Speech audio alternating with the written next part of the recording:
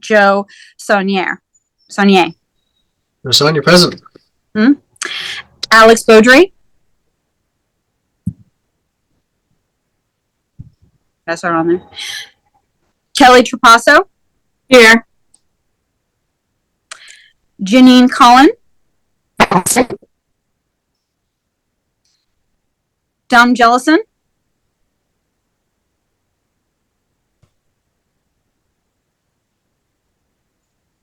Julia Wright.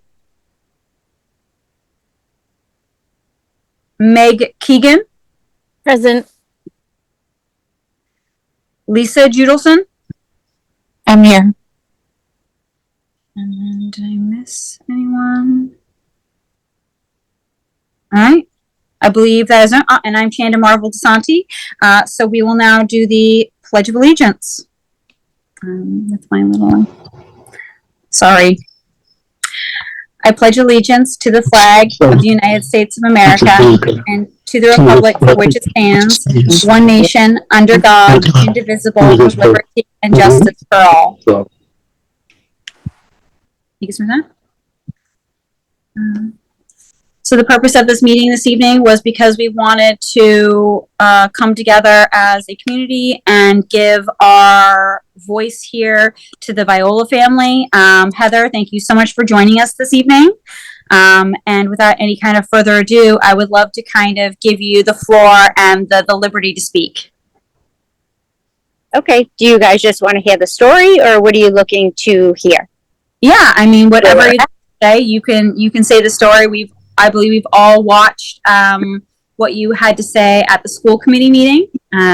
Afterwards, anyone can ask any further questions, or if you'd like to ask any questions of us, that is also welcome. Okay. So since we spoke at the school committee meeting, we had a meeting with the superintendent and Principal Jeannie Nelson. We brought in a request of what we wanted to see changed. Things put into the handbook, things put into place. We were told that they would do everything. I mean, they were very accommodating. They said yes to everything that we asked for. They had already had a couple of things already started. The cell phone, the banning of the cell phones, stuff like that was already in place. We hadn't really had much follow-up after. We had a meeting with the baseball parents, I think it was the last week of school, where they came together and told us what they had done with the kids during nighttime. It was a great program. They were getting the kids together. They were talking about, it was kind of sounded like workshops, kind of. They would get into groups and they would talk about leadership and, things like that, which I think that the boys definitely needed, and they were all really great things that they did with them. I wish they had more time to do it. So we're hoping that follows next year and that they can kind of maybe put that into the curriculum somewhere. And then it was asked by another parent, what will you do next time this happens? Because most likely there will be a next time, maybe not to this extent, but there will be a next time. And we found ourselves very frustrated with the answer. The answer was because this parent had said that they felt that the school dropped the ball. And Principal Nelson said they did not drop the ball, that they disciplined the kids appropriately. They canceled the last 2 weeks of their season. To us, one of the things that we brought up is it's not about a dance, but it is about 4 days after canceling a season, when there is a big investigation going on, that the 8th grade boys were allowed to go to a semi-formal. They had a scheduled game that day, so they were not going to their semi-formal until the season got canceled.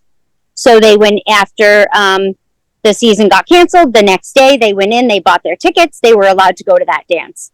We had a problem with that because if you're under an investigation in part of a team that did what they did, now we don't know who did it. So everybody on both teams were punished. So none of those kids should have been able to participate in any extracurricular activity, certainly not a dance outside of school hours. I understand maybe field day because that was during school, but a dance 4 days after was crazy to us. And like I said, it's not about a dance. It's just about, that is not discipline to me, because a few of those boys walked around and told everybody, oh, well, at least we don't have a baseball game and now we can go to our semi-formal. So to them, the kids that really didn't care about being on the baseball field, that was a reward. And obviously speaking like that, saying, well, at least we get to go to the semi-formal now. And so we expressed our concern. We left there very frustrated, because you can ask anybody around. I don't know how they can honestly say that they didn't drop the ball. We went into that school with the police. Well, we went to the police station that morning. We then went over to the school. The police followed us there. They put those kids on a bus to go to a baseball game that afternoon. They went to a game. They did not tell my son's coach what happened. He was in that dugout with that whole entire team for 6 innings because he did not play the first 6 innings. He played the last inning of the game, and that was it. It wasn't until after the game, I was speaking with the coach. I said, I'd like to take Joe home. He has anxiety, doesn't want to go on the bus. He said, oh, well, we can't do that. It's protocol. I said, well, given the situation. And he said, what situation? So I had to tell him what happened. Nobody from the school contacted him.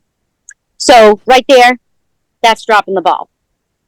That day, when we left that school, it was probably 11 a.m. that day, on that Monday. And they told us that they were just getting together. They were going to pull out every freshman and JV baseball player. They were going to put them in the auditorium. They were going to tell them that they were starting an investigation, that this is what was just reported. So at 2:00, I texted my daughter. I said, can you find out if the baseball team was called down today? And she said, no, they weren't. So I called the school. Now, they had us pull our son out of class that day to ask him, like, do you want to be in the meeting? Do you not want to be in the meeting? Like, will that be too uncomfortable for you? Because by this time, all of his friends, a lot of the kids, they knew it was coming. They knew it was getting reported. So he said, no, I don't want to be in the meeting.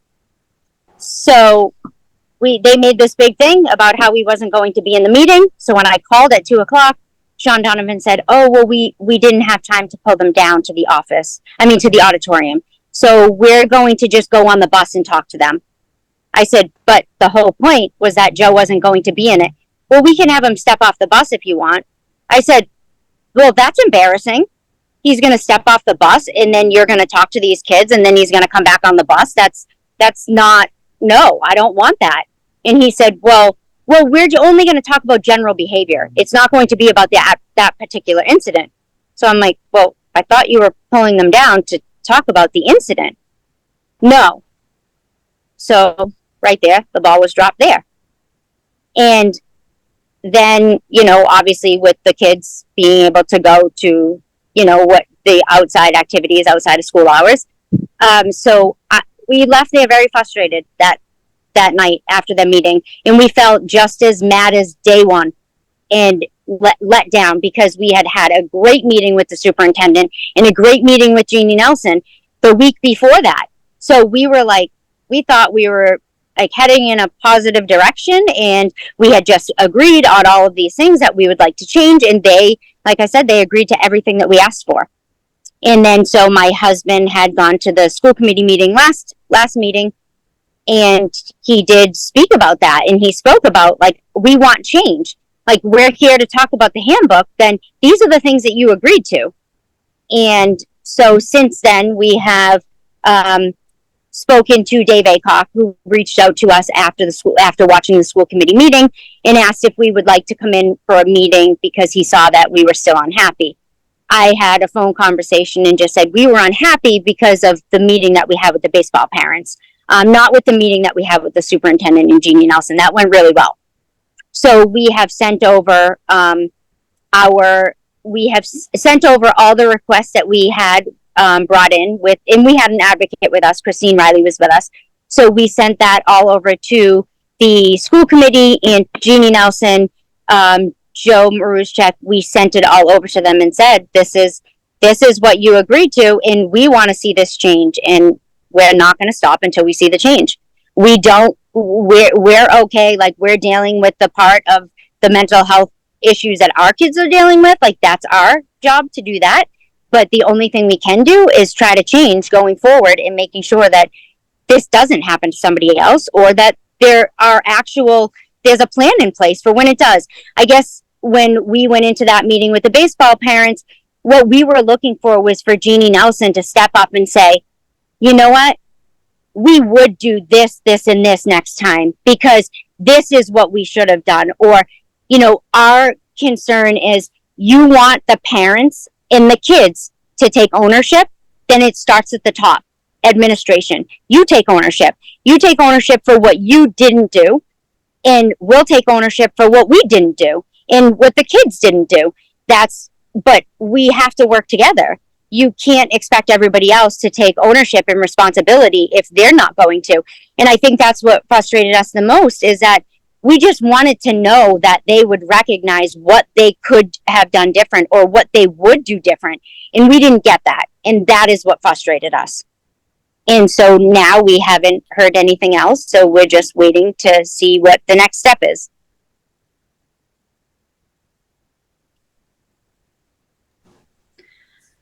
Wow, that's a lot. We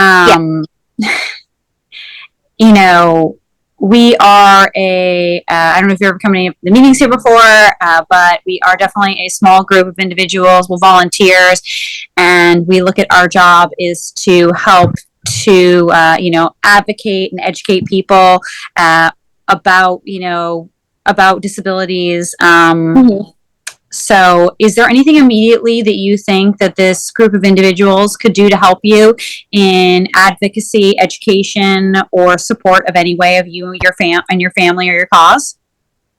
I don't know. I mean, well, one of the things that we did want with the school was, or that we had talked about, was like, these coaches should be trained. Like, Joe is not going to be the last autistic child to play for Sandwich Baseball.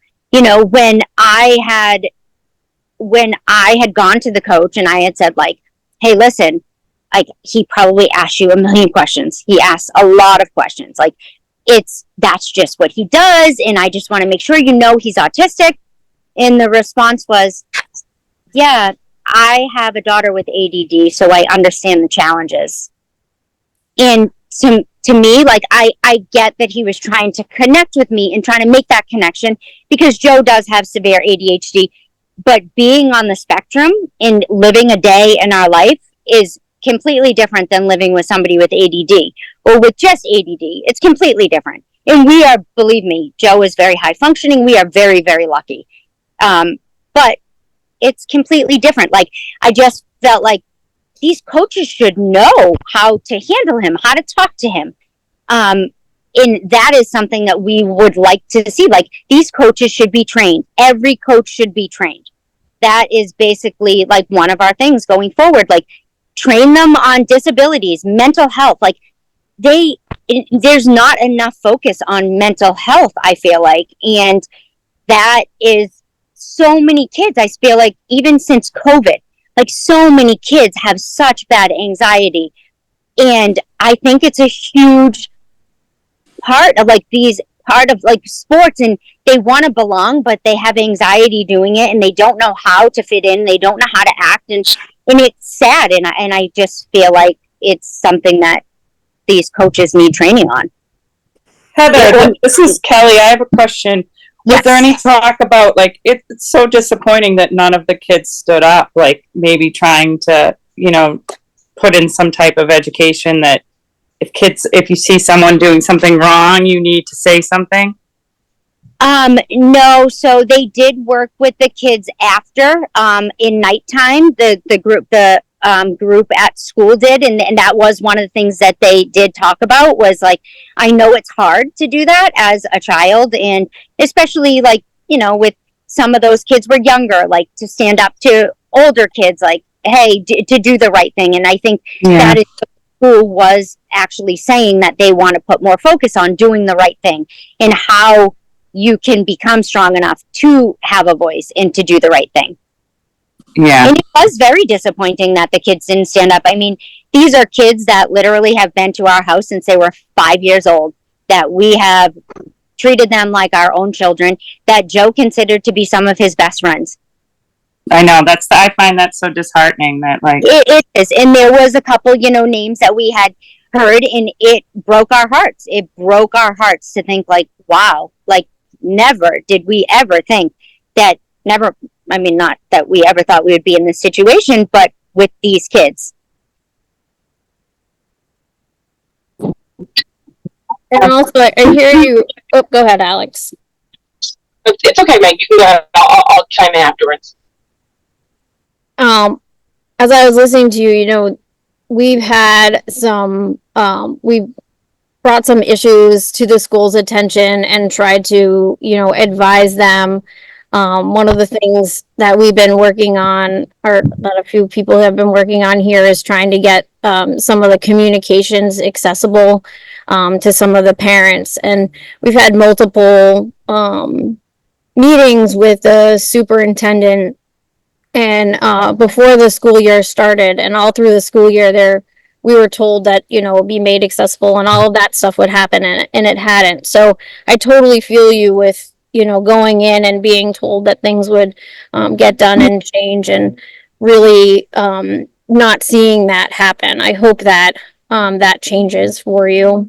I also agree a lot, like, with the mental health portion of this. That is a disability. It can be considered a disability. I know that the Oak Ridge School has a amazing classroom called the TLC, the Transitional Learning Center. My son goes there for some social emotional skills and regulation and stuff like that. And I know that they are trying to get it up to the middle high school, and I'm trying to help advocate for that. And I hope that it gets up there, because it does give kids a safe place that when they are having feelings in certain ways, that and skills to be able to deal with that within the school. Because I think, like, my son was having some behavior problems, and he was looked at as a bully at one point, but when they got to understand what the cause was, I don't want to share that, but they found out that he was actually the victim of something, and he was trying to protect himself. But without having that classroom and the support there, I'm not really sure that he would be able to learn and apply the skills at school, because I can't teach him, Right. because I'm not there, right? And that was something that I advocated. So I do know that at Oak Ridge level, that there's a great classroom that helps with that, and I hope that Alexis Bronner is able to bring that to the high school level, because it's a you have to have that then and there, them to have a safe place to be able to ask for help and do that.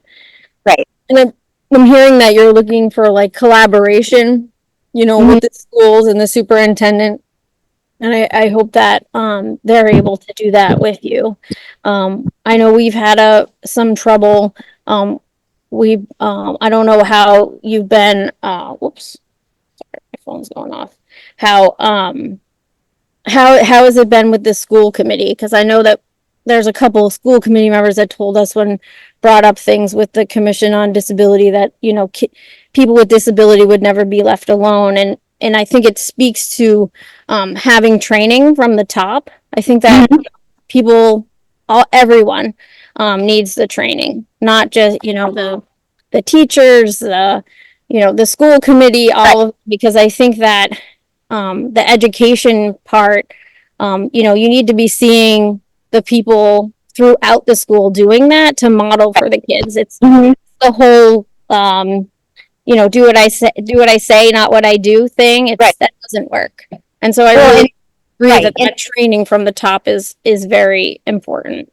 And that's why we were frustrated with the fact that you want to put blame on the parents and the kids. And believe me, there is some, no, but also they have to take accountability also for what they didn't do and what they did do. I mean, Joe has a bullying clause in his IEP. We were told it wasn't considered bullying. Christine Riley said, well, it's hazing. It's hazing. What they said about my daughter was 100% sexual harassment. In harassment, what was the disgusting things that those boys wrote about my daughter, and it blew our mind. Not even the fact, not that he was, I mean, they actually thought it, but to actually write it is what, and to know her. You know what I mean? These are boys that have known her for almost their whole lives and have hung out with her and are friends with her. And, you know, like now she doesn't want to hang out with them and be around, like she feels uncomfortable. Right. You know, and so I feel like we had to bring awareness, and we are not going to stop until we see change. Yeah, and I really appreciate that because I think that it's really hard for a lot of people to stand up and say something, Mm-hmm. right? And I just want to say how much I respect and admire your courage to be able to tell your story, because I know that that's not easy. Mm-hmm. And to be able, like, you know, and to, because there's so many people that haven't gone through that aren't affected Right. by it, that don't understand. And I think that, you know, they talk about, especially with mental health stuff, what people, you know, the thing is, it's, if you talk about it, you normalize it, right? It takes away the shame, Mm-hmm. to speak out loud and to speak the truth, even the hard things. Right. And so I really appreciate you for, you know, and admire that you can come and do this and stand your ground and speak your truth, because I think that it will absolutely make change and have people think. And so, Yeah, I mean, it's definitely hard to tell our story, and to, especially with the details that we had to talk about with Joe, but it was important that it doesn't happen to someone else, and just to, I don't know, bring awareness. It hasn't been easy, and we have had so much support. Of course, we have had a lot of people that hate us and talk about us and don't support us and think that we're being selfish, because unfortunately there were great kids on that bus. There are a bunch of great kids that didn't do anything wrong, that they were innocent, and it does stink that their name is tied to this in a way, but that was never our intention. Our intention was to bring awareness and not to shame anybody or to make them out like they're bad people, because there were plenty of kids that, like I said, they're great friends to Joe and to Addie, and they've been great, but there are a lot of people that don't agree with what we have done or what we've said. And we understand, you know, we understand where they're coming from. There was a lot of people mad that their kids couldn't finish the baseball season, and they voiced it. but you're shining light on the darkness, right? And that's the only way that you can see that and do something and make a change to it. And so, Right. And I Yeah. think it's a lot of them, the people are people who don't understand. They don't live it. They don't probably fully understand the mental health aspect of it. right, because that's an invisible disability, and people Right. don't see that, and they Mm-hmm. don't know, and they have to be curious. And a lot of people are not open-minded. I think that sadly, even in this time where more and more people are getting diagnosed with autism, even later on in life, it is still very taboo, and talking about what it means as something that is it's a spectrum, Mm-hmm. is very foreign to people. Danielle, who is our liaison to the school committee, is on here, and if I'm hearing you correctly, you'd really love to see more education when it comes to not just obviously staff that are giving curriculum, but are also, you know, delivering sports education, coaches, things like that, on how to, you know, not just work with your son, but all sorts of other Right. people who may have invisible disabilities. So I think that would be a really good catalyst for this committee to try and maybe find a resource and work with Danielle and the school committee to get them, the proper training, because you can only hold people accountable, sadly, for the knowledge that you have given them. And that's In why the when, Yeah. right, when he was And- diagnosed at an early age, we were very open about his diagnosis. Yeah. And, I understand completely. I have a son very similar to your son's age, and he has gone through a lot of the exact same struggles. I always feel happy for people that don't know what it's like Mm-hmm. to question when someone makes friends with your child, if it is a genuine friendship and they actually care for your kid, or if this is something else. Right. Mm-hmm.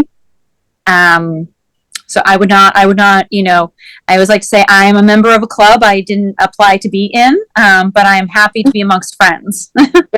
Yep. Yeah. Does anybody else have any questions or anything else that they think would be a good avenue for us to support this family and their children?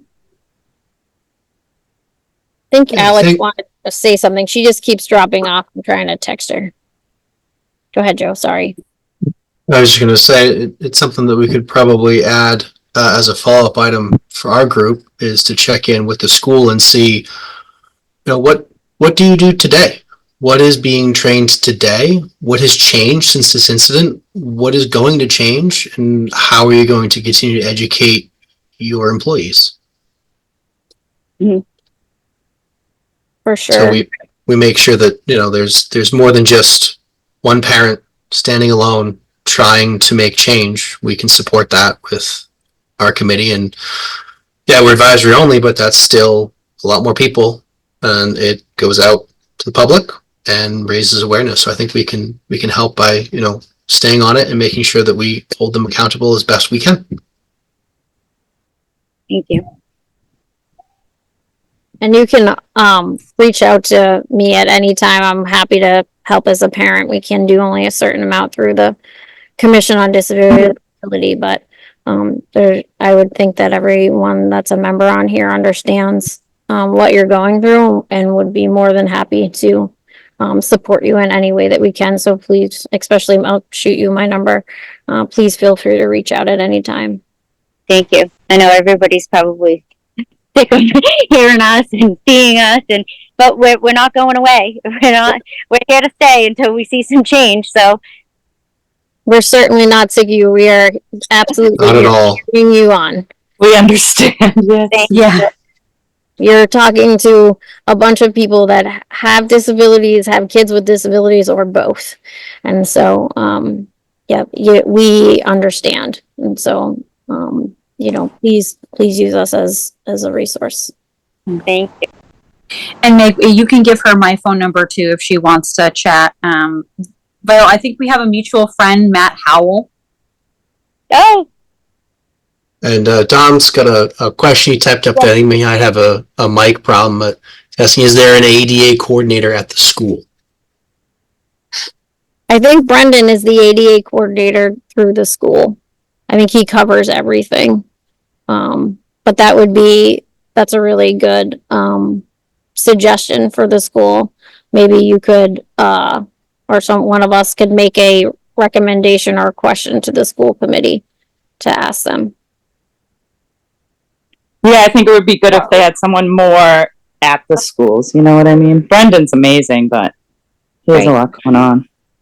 do you want us to give you the copy of the request that we asked for in our meeting? We sent it to the school committee. Obviously, we have a list that our advocate typed up, and it was all of our notes from the meeting, and it's a list of what we asked for and what was agreed upon. I think that would be awesome, because then we can be aware of what you're doing and help you support you in those things as Okay, individuals and as a Commission on Disability if needed. Okay. Yeah, and then we can also send it off to whatever like advocacy or educational resources we might find and see what they think about how best to support that and help the schools carry this through. Yeah, I guess one of the things we really didn't understand was, so he has a bullying clause in his IEP, but so we just figured like, okay, well, he has a bullying clause. How does this not protect him?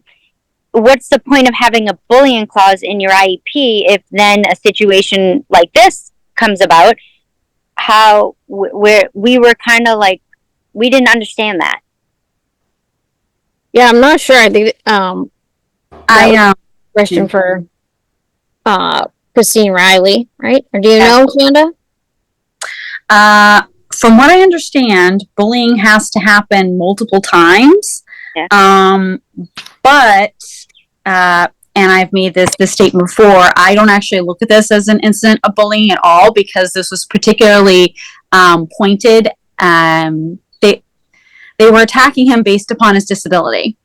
Mm-hmm. They were attacking your daughter verbally, sexually.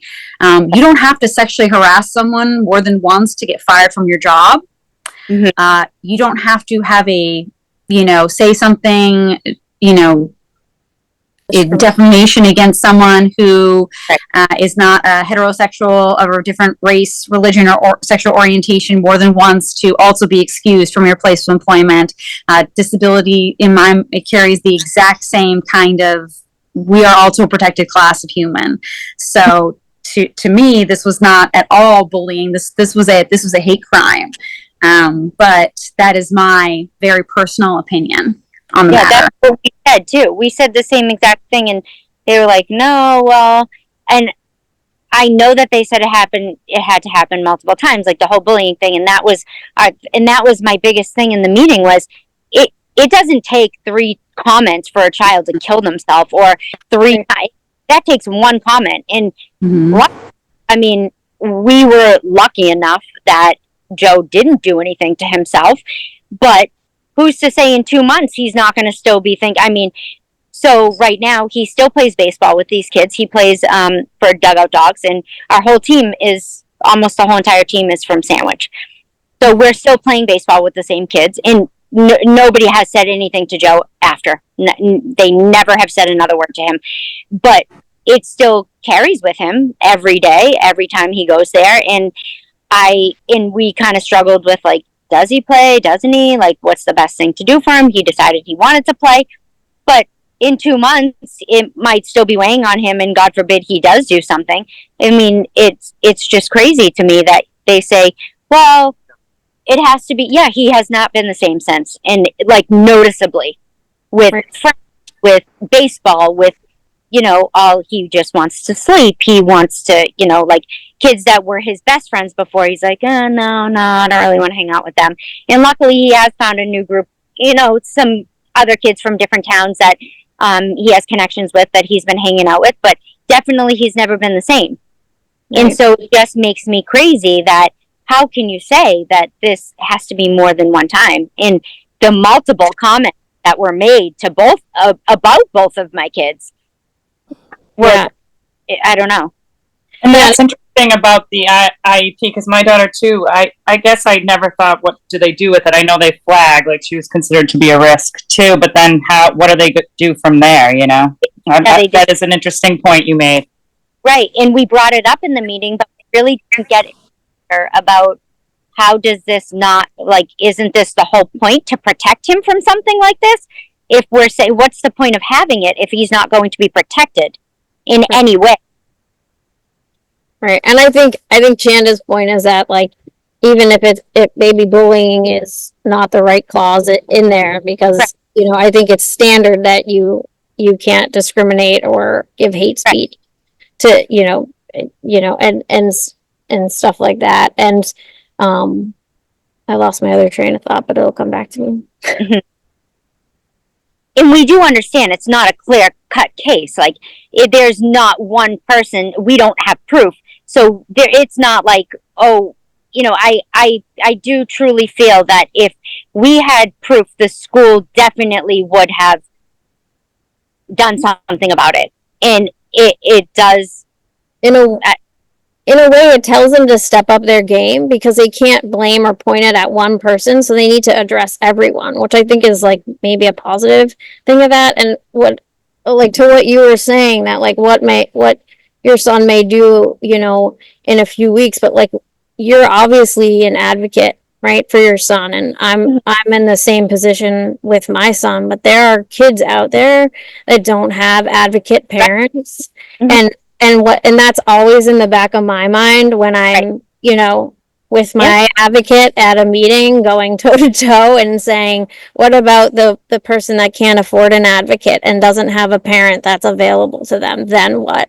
Right. And so I think that it's, what I hope in the instances that happen like this, as much as they are so horrible, that there is change, and there's systematic change that, for the kid that, doesn't have someone to talk to, doesn't have someone that doesn't have the support outside, that they'll learn to see what the signs are and what happens, and have something in place that if something like this happens, it's not what do we do, it's we know what we do, this is what we do.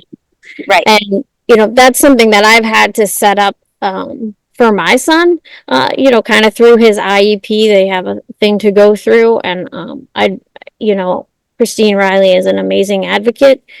And so, but I think that, it needs, like you're saying, it needs to be systematic, and the training and the education, it does need to start at the top. Mhm. There's certain things that some people say, I think they just don't know better. And like Right. Jana said, you can only hold people accountable to what they know.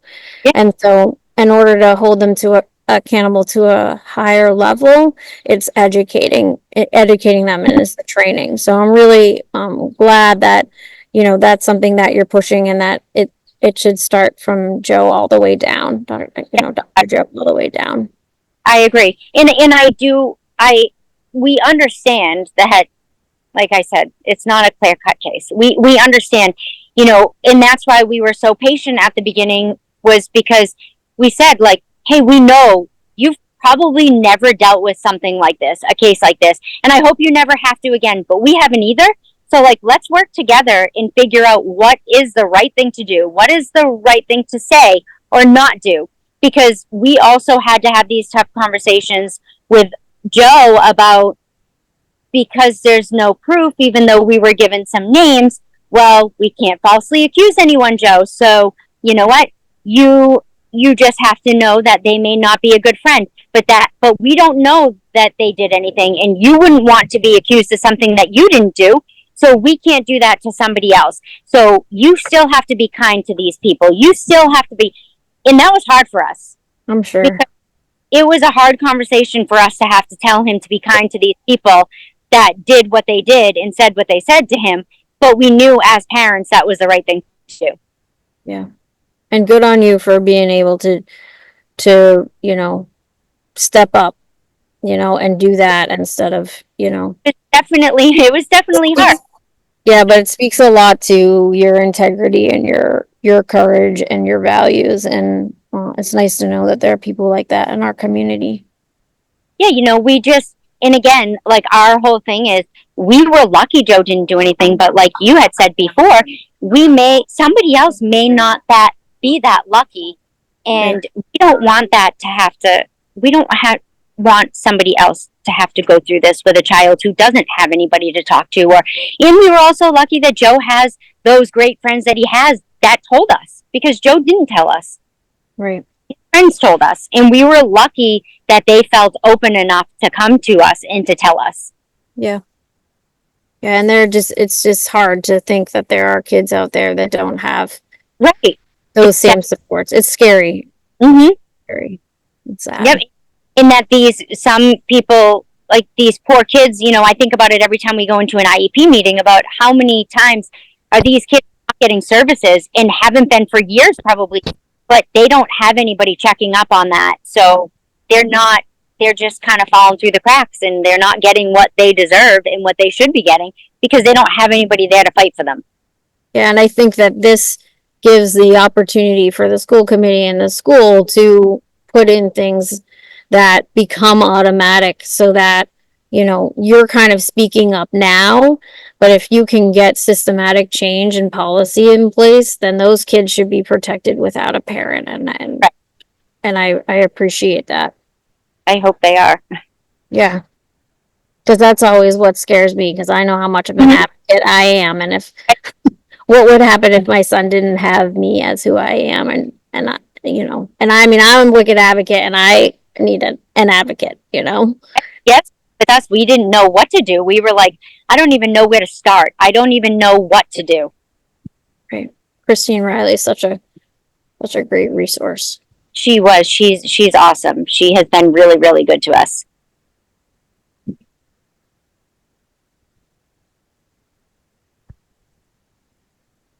Alex, are you able to jump on? I know you were trying to. She's in a low signal area. I am. Can you hear me? Yes. Okay. Another great advocate. I just wanted to say a couple things.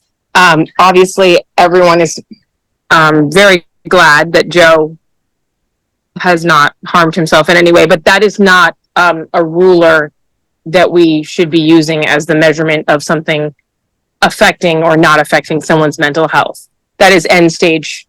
That is like the last, we've come to the end of the train in mental illness. So You got muted, Alex.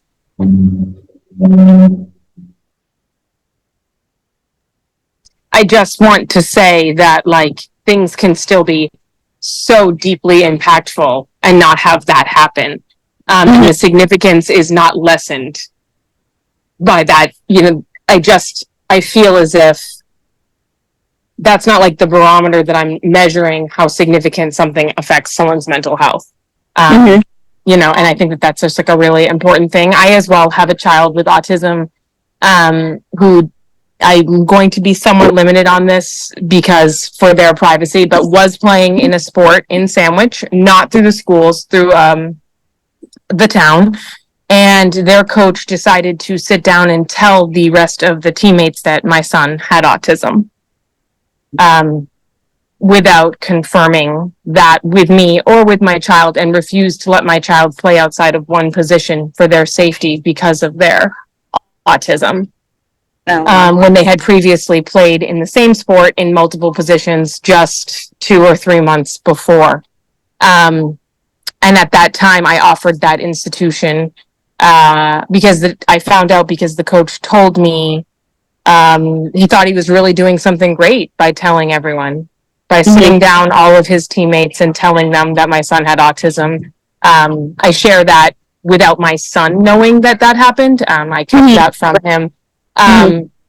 I was horrified, and he shared it with me like he had really done something great. Like he really thought that that was the right move, was to share with a bunch of strangers personal medical information about one of their teammates.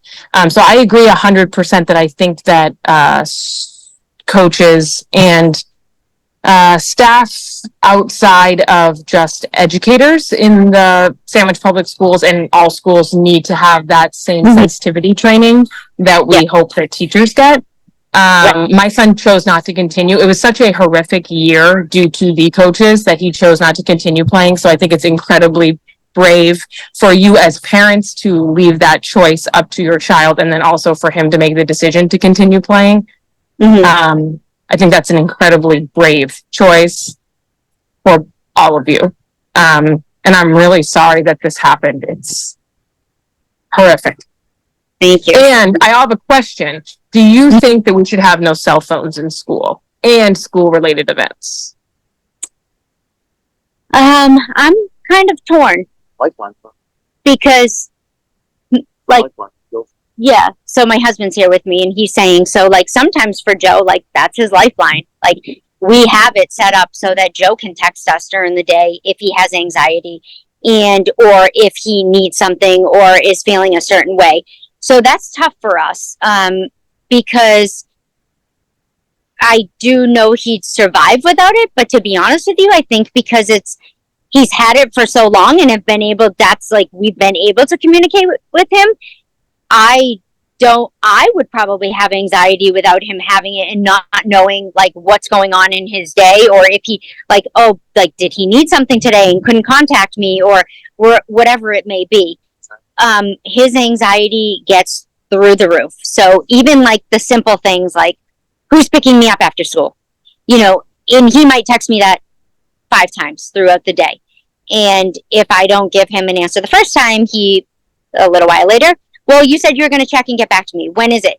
So I kind of feel like I don't know. I don't know how I would feel about that. We could live without it, like on the buses and stuff, but I do also know, like yeah, that's great. Like, oh, great, no cell phones. But the reality of it is that this didn't happen in school. And I do know a lot of kids take advantage of it.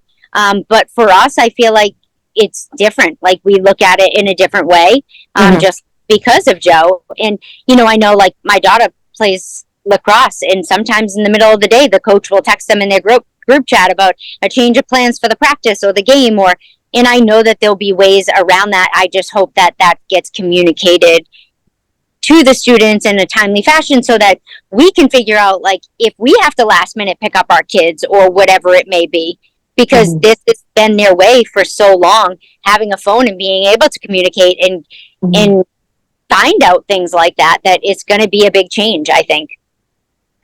Yeah, I also have one other thing that was just a response. Thank you for sharing that. I understand what you're saying and where you're coming from.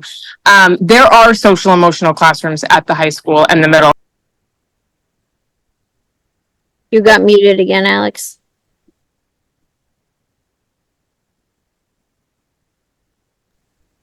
Someone keep muting me?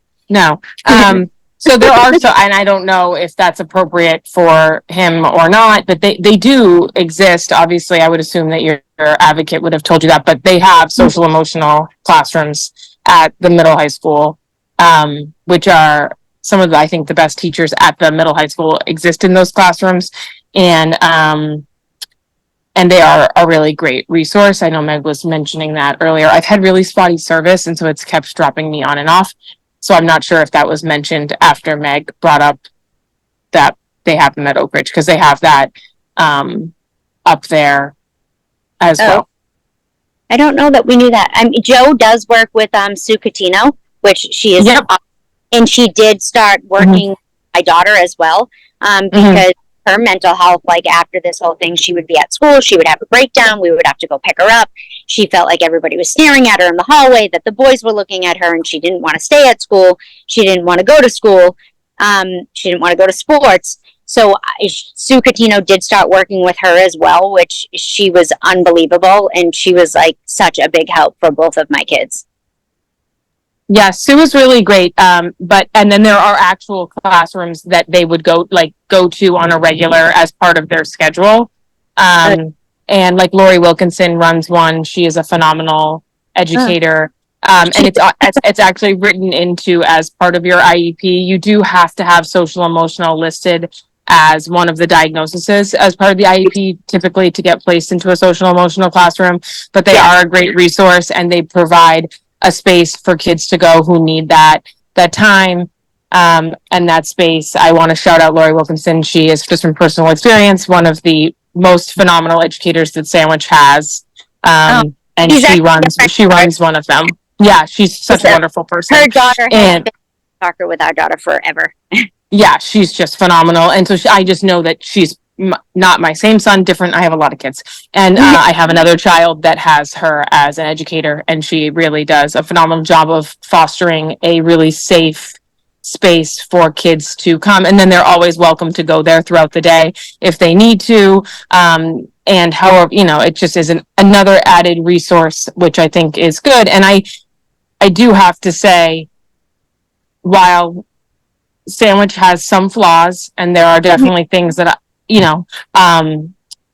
I will say that for my son that had that baseball issue, I wasn't going to say the sport, but it was another baseball issue. I have generally found baseball to be difficult. He found a lot of other places to fall in at Sandwich Middle High School where things were a little bit more welcoming. And so I do want to say that they do have that too. But if he loves baseball, he should be able to play baseball and have it be a safe space for him. Right. We're kind of wondering if this is the end for him, though. He's kind of voicing that he doesn't want to play anymore. It's understandable. Yeah. Hey, Alex. That's heartbreaking, though. Yes. Yeah, Alex, really heartbreaking. especially if he's playing on those like club type teams. That means he has put so much of himself into this. And that's just really, I'm so sorry. And that's devastating. Thank you. Alex, do you know the classroom that my son goes to is it was started out as a trauma classroom and his trauma happened while he was at school. Do you know if any of those the classrooms in the high school are trauma based? I mean, so I don't really feel totally comfortable revealing, all that from my personal experience, but they would be, they are trauma informed. Yeah. That would be the best way I would describe them. Yes. So, yeah, I mean, they do have those resources available. And yeah, so that would be something that is available if needed. Cool. Thank you.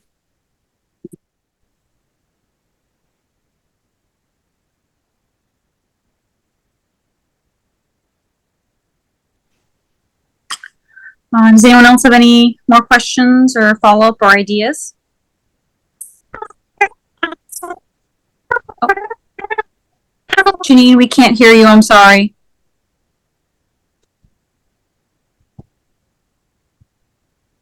You're not muted. It's just broken.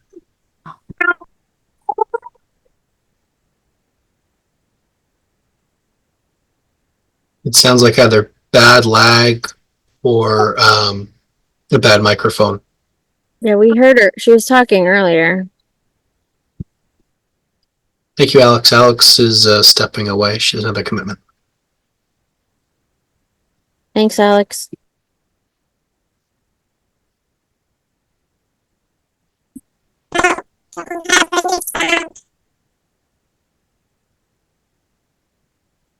Unfortunately, Janine, we still can't hear you. Make out what you're saying.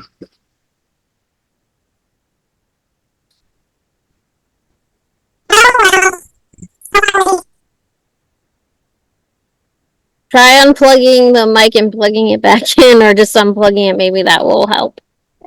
Did you have something to say, Joe? I can't tell. I was just gonna thank Heather for coming and presenting all this and seeking help. And I hope that we can assist in any way. Thank you. 100%.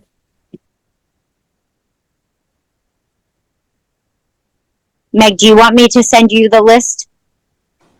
You can send it to the accessibility at sandwichmas.org. That will go, because as of July 1st, I'm no longer the chair. Woof. Okay. So Joe, Alex, and Lisa will get that, and they can disseminate it. Perfect.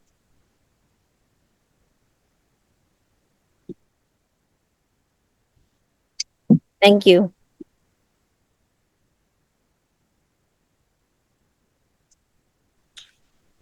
Was trying to see if Janine was able to resolve her issue with her computer. No. No. All I heard was no.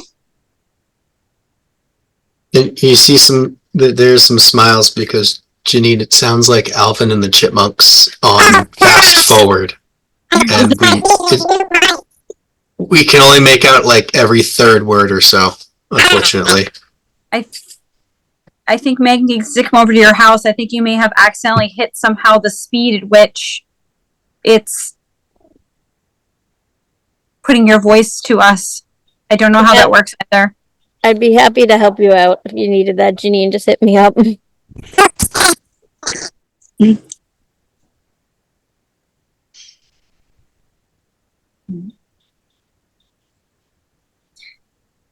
Well, maybe if it would be acceptable to everyone, could Janine ask her question via email, and we could bring it up at the next meeting, and we can help resolve her computer issue between now and then? That'd be great. Yeah, if you send an email, I'll make sure it gets into the next agenda. Okay, awesome. I heard that. Does anyone want to make a motion to close the meeting. I'll motion to close the meeting. This is Meg. Hold on a second. Oh, Dom. Okay. voice. We need to make sure that the election results are passed on to Jeff Dugan. Okay, So they could, so they know up there what's happening down here. Okay. that's fine. The email carries over. It's the main contact email for MOD is the accessibility one. I did that on purpose so that it could be passed down and it could all have continuity. So they, everything that needs to go to the chairperson will go to that email, which will now go to Joe and Alex. But Dom, thank you for mentioning that, because I'll bring up one more thing for anyone that hasn't gone down to town hall and get sworn in. We're okay for this week, but the regulations of the law has us do it within 14 days, which means we need to have it done before our next meeting. If you have not been sworn in by the next meeting, you cannot participate, vote, etc. Thank you, Joe. Thank you, Joe. Okay. I'll second the motion to close at this point. And we don't need to do roll call for this, right? Do I need to Did take we a learn vote? that? I don't think so, but I still haven't found that. I think it was in my training, they said it verbally. I haven't found it written anywhere. All right, roll call So- it is then, Chanda. All right. Take it away. All right. Chanda DeSanti, close the meeting. I don't know what I'm doing. Dom, Yes. yes. Janine? Joe? Yes. Kelly? Yes. Lisa, if you can hear us. And Meg already affirmed, correct? Yes. All right, awesome. Thank you so much again, Heather, for being here and for Thank you. being brave and pushing forward. Thank you so much, everyone, and we'll see you in August. Thank you very much. Have a good night. You too. Good Bye. night. Bye. Bye.